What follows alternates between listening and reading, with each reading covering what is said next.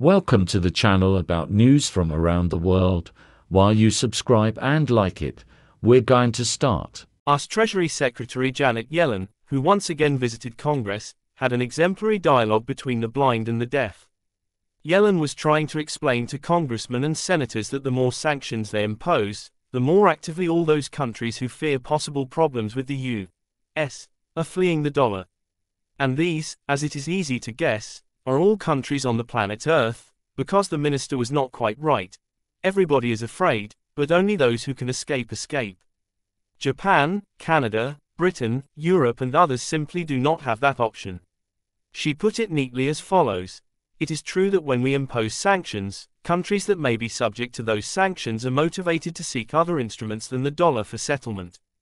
But the dollar plays a major role in the global financial system for very good reasons that no other country, including China, can replicate. We have deep liquid open financial markets, strong rule of law and no capital controls. No country would find it easy to come up with a way around the dollar. About legitimacy and all that was of course laughable, and also the subject of aircraft carriers that might come in if you abandon the dollar was also left unsaid. But by and large she was right. Getting away from the dollar is not easy, and more importantly, it is hard to avoid big losses in doing so. So the dollar is still being tolerated, but only because they don't want a loss right here and now. And this is not nothing, but a very big difference, one might even say colossal, for two reasons. First, as soon as the damage and losses from being in addition to the dollar system exceed the losses from leaving it, the dollar will exit immediately.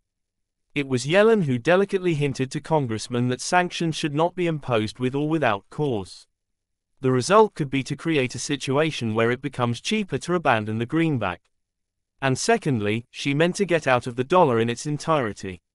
But changing a part of the accounts to other currencies is not only possible, it has been done a long time ago.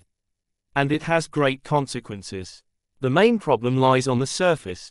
The less the dollar is used for international payments, the more inflation is left within the US from any issuance. Issuing already leads to dollar inflation, which is natural, but it is smeared over the entire global dollar supply. That's one, and when there is nothing to smear over, all the inflation will remain within the US. Secondly, the U.S. has its own ways of isolating the domestic market from the dollars it issues. For example, by locking them in the stock markets without releasing them into real circulation. And then the issuance actually only goes to pay off some debts of the US government and the major banks, which reduces domestic inflation to almost zero. More precisely, it allowed it. As soon as the US started a cross-party socialist competition to see who could impose the most sanctions, the dollar was feared and avoided. And once Washington began to put pressure on Beijing and Moscow at the same time, these countries had an incentive to switch their trade to national currencies, getting rid of the dollar. In fact, the US itself created this club of big economies afraid of the US and its dollar, and these economies increasingly switched to other instruments.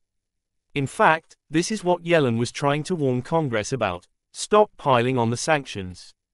Because apart from trade, there is a mass of dollars locked up in the gold and foreign exchange reserves of the world's central banks, and those dollars are also increasingly being disposed of across the planet.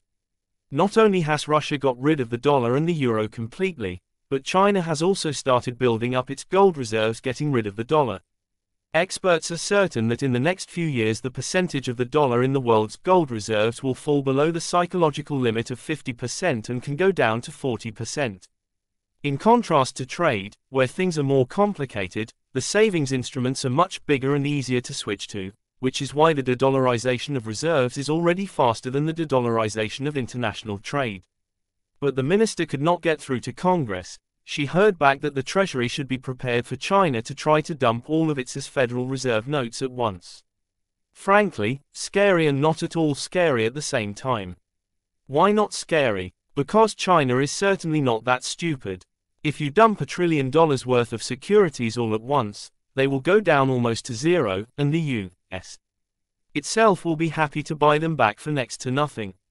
It is true that China is not stupid enough to make such a gift to Washington, and therefore it is not scary. The situation will clearly not develop in that scenario. The scary thing would be if it were the other way around, if it were Yellen telling Congress that China intended to do such a thing. That would mean that she, as a minister and a knowledgeable person, anticipates such a violent confrontation with China that China would be willing to crash the world markets to the detriment of the USA. But since it was the congressmen who shared their gossip and rumors with the minister, not scary. The scary thing is that it means that Congress is going to do something so harsh against China, that to the extent of the childish notions and fantasies, congressmen expect the Celestial Empire to totally dump American treasuries. They should not do that. There are worse ways to retaliate without exposing themselves to a U.S. retaliation. What is more frightening is what congressmen have in mind, that they expect from China a real financial apocalypse in response.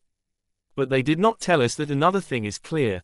Janet Yellen obviously did not get Congress to understand, and all arguments were ignored. This is one. Second, Congress has a new target, and it is China. So it promises to be a hot summer. Thank you for watching. If you're interested, subscribe and leave a comment.